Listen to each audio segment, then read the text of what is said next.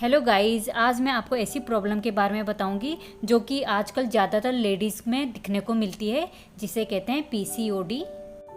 PCOD का मतलब होता है पॉलीसिस्टिक ओवेरियन डिजीज़। ओवेरियन से आप जान सकते हैं कि ये पीसीओडी की जो प्रॉब्लम होती है ये लेडीज़ में ओवरी में होती है। आजकल ये एक कॉमन प्रॉब्लम है जो कि बहुत सी लेडीज़ में दिखने को मिलती है।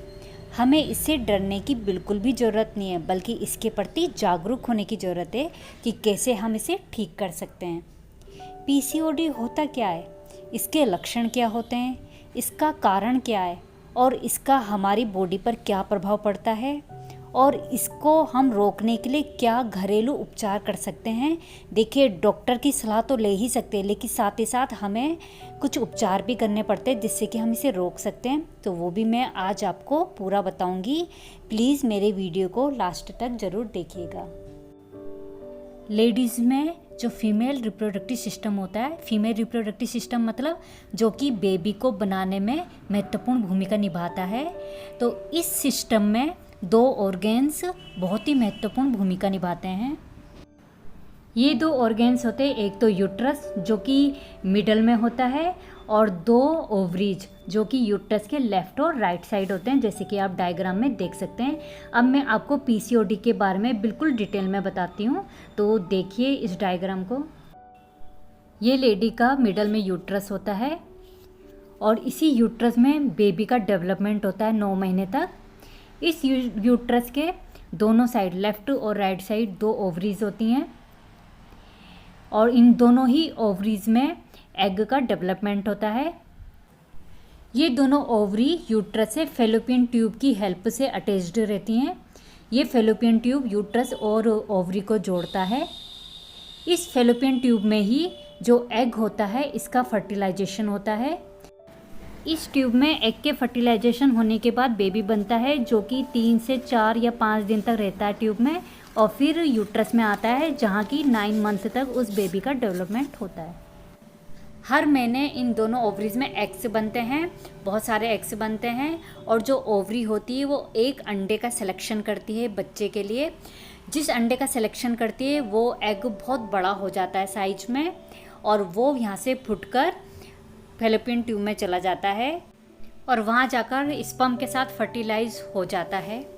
जो एग होता है ये एक थैलीनुमा संरचना में स्थित होता है जिसे फॉलिकल कहते हैं। तो ये पूरा फॉलिकल होता है, इसके अंदर एक लिक्विड भी भरा होता है। कई बार क्या होता है कि ये फूटता नहीं है और इसी तरह की संरचनाएं बहुत सारी ओवरी में बन जाती हैं और हार्मोन्स इम्बैलेंस के कारण लिक्विड भरा रहता है और भी लिक्विड भर जाता है इसमें अलग टाइप का। तो इस तरह की संरचनाएं ओवरीज में दिखने लगती हैं। अब अंडे और लिक्विड से भरी हुई जो ये संरचना होती हैं, जो ये फॉलिकल्स होते हैं, इनको अब आप सिस्ट कहते हैं क्योंकि बहुत सारी दिखाई देती हैं ओवरी में। और ये या तो एक चेन के रूप में दिखाई देंगे, आपको 9 से 10 तक एक लाइन में रहेंगे, या फिर आपको बिखरे हुए दिखाई देंगे।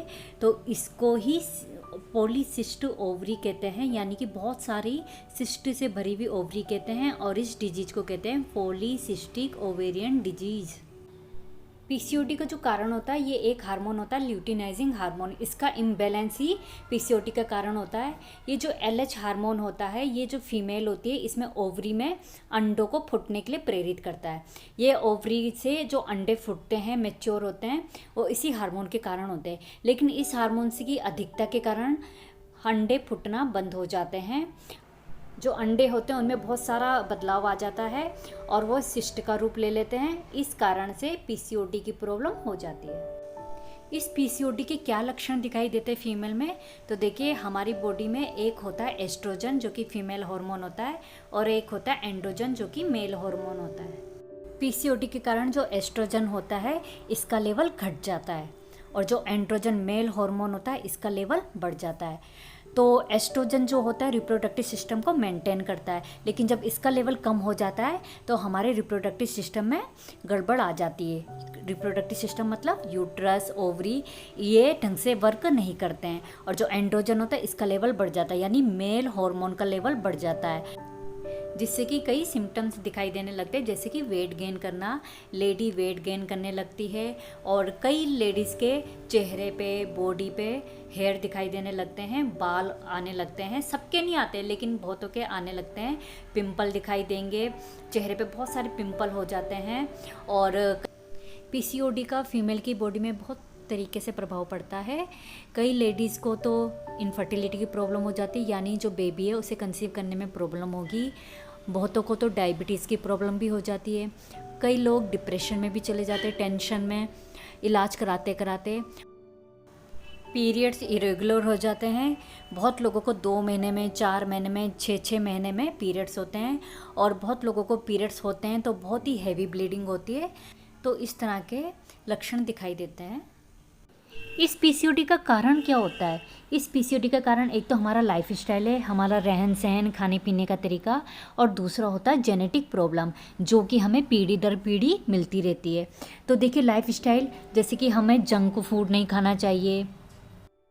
आजकल आधे से ज़्यादा लोग जंक फूड खाते हैं, फास्ट फूड कहते हैं जिसे, बर्गर, पिज़्ज़ा, जो बाहर का खाना होता है, तो वो खाना नहीं खाना चाहिए। ऑयली खाना खाने से बचना चाहिए। कभी कभार खा सकते हैं, लेकिन ऐसा नहीं कि कुछ लोग बहुत ज़्यादा खाते हैं। मोबाइल्स, लैपटॉप्स ज़्यादा चलाने से भी हमारी बॉडी में प्रॉब्लम्स आती हैं। और बहुत देर तक उठे रहना, टाइम से सोना नहीं, टाइम से जगना नहीं, तो ये भी हमारी बॉडी को इफ़ेक्ट करता है। तो कुछ हद तक हमारी बॉडी में जो बीमारियां होती है वो हमारे लाइफ स्टाइल पर भी डिपेंड करती है। तो सिंपल खाना खाना चाहिए। और अगर आप बाहर का खाना भी खाना चाहते हैं तो उसका भी एक टाइमिंग बनाइए। ऐसे नहीं कि आप अति का खा रहे हैं, उसको भी एक लिमिट में खाइए। कुछ लेडीज़ के साथ ये होता है कि जेनेटिक प्रॉब्लम होती है, मतलब अगर पीढ़ी में पहले किसी को ये हो रखा है तो हो सकता है कि ये आपको भी होने की पॉसिबिलिटी हो। पीसीओडी का आयुर्वेदिक उपचार बहुत ही अच्छा है। आयुर्वेदिक दवाइयाँ खानी चाहिए। आयुर्वेद में बहुत ही अच्छा ट्रीटमेंट है इसका, और उसके साइड इफ़ेक्ट भी नहीं होते हैं।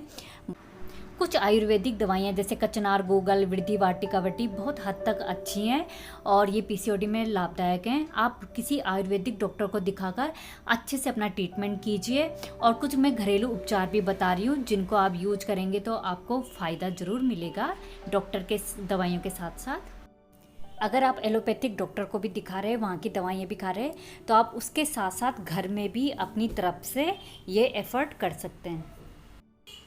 आप सबने अलसी का नाम सुना होगा, जिसे इंग्लिश में फ्लैक्सीड भी कहते हैं। तो ये पीसीओडी में बहुत ही ज़्यादा लाभदायक होती है। वैसे ये कई बीमारियों में लाभदायक होती है, लेकिन पीसीओडी के लिए तो बहुत ही अच्छी होती है। इसमें ओमेगा 6, ओमेगा 3 फैटी एसिड पाया जाता है, फाइबर से पाए जाते हैं। तो अगर हम इस अलसी को यूज करेंगे तो हमारा जो एंड्रोजन हार्मोन्स का लेवल है, जो मेल हार्मोन होता है, ये लेवल कम हो जाता है और शुगर लेवल भी कम हो जाता है। तो बहुत हद तक हम पीसीओडी की प्रॉब्लम्स को इससे कंट्रोल कर सकते हैं। आपको इसे यूज कैसे करना है? आप फ्लैक्सीड को वैसे भी खा सकते हैं, अगर आप कच्चा खा सकते हैं, और नहीं तो आप इसे भूनकर इसका पाउडर बनाकर 10-12 दिन के लिए फ्रिज में रख सकते हैं। और उस पाउडर को रोज़ सुबह खाली पेट हल्के गुनगुने पानी में घोलकर मिला सकते हैं। 1 या 2 चम्मच मिला सकते हैं। गर्मियों का टाइम हो तो 1 ही चम्मच, और अगर ज़्यादा हो तो 1 या 1.5 चम्मच आप उसे घोलकर पी सकते हैं। इसे चटनी के रूप में खा सकते हैं आप, तो कई तरीके से, या दही के साथ मिलाकर इसे खा सकते हैं। तो ये आपकी बॉडी में जाना चाहिए। एक घरेलू तरीका है दालचीनी और मुलेठी की चाय बनाना। आप दालचीनी और मुलेठी का पाउडर बनाइए और 1 कप या 1 गिलास गर्म पानी कीजिए, उसमें पाउडर डाल दीजिए 1 चम्मच या आधा चम्मच, और इसे उबलने दीजिए जब तक आधा पानी ना हो जाए, और उसके बाद उस पानी को पीजिए। अगर आपको गर्मी हो तो इस पानी को कुछ दिनों तक मत पीजिए। तुलसी भी पीसीओडी में बहुत ज़्यादा लाभदायक है। आप चाय बनाते टाइम तुलसी के कुछ पत्तों को चाय में डालकर उसे ले सकते हैं। ड्रम स्टिक या सहजन की फलियाँ, ये भी पीसीओडी में बहुत लाभदायक होती हैं। हालांकि हर जगह नहीं मिलती है, लेकिन अगर आपको मिले तो आप इसको सुखाकर इसका पाउडर भी बना सकते हैं, और उस पाउडर का यूज कर सकते हैं हल्के गुनगुने पानी में डालकर, या इसकी सब्जी खा सकते हैं आप, इसका सूप पी सकते हैं। इसकी जो पत्तियाँ होती हैं वो भी पीसीओडी में बहुत लाभदायक है। इसकी पत्तियाँ सुखाकर आप उसका पाउडर बना सकते हैं, और उस पाउडर को गर्म पानी में मिलाकर पी सकते हैं या चटनी बना सकते हैं। तो इस तरह से जो सहजन की फलियाँ वो भी पीसीओडी में बहुत लाभदायक हैं। आंवला भी पीसीओडी में बहुत ज़्यादा लाभदायक है। आंवले का आप पाउडर बना सकते हो, उसे हल्के गुनगुने पानी में पी सकते हैं, या इसे चटनी के रूप में खा सकते हैं या वैसे भी खा सकते हैं। आंवला तो बहुत ही अच्छा होता है। तो ये हमारा शुगर लेवल जो होता है उसको कंट्रोल करता है और कई चीज़ों में ये लाभदायक होता है। तो पीसीओडी में भी इसका बहुत ही अच्छा बेनिफिट है। मेथी दाना जिसे फेनुग्रीक सीड कहते हैं, ये भी पीसीओडी में बहुत बेनिफिशियल है। आप मेथी दाने को रात भर भिगो कर रखिए, फिर सुबह सुबह इसका पानी पी लीजिए और जो मेथी दाने बचे हैं इन्हें पीस कर आप हल्के से शहद के साथ खा सकते हैं। या तो मेथी भी शुगर लेवल मेंटेन करती है हमारी बॉडी में, तो मेथी भी आपको यूज करनी चाहिए पीसीओडी में।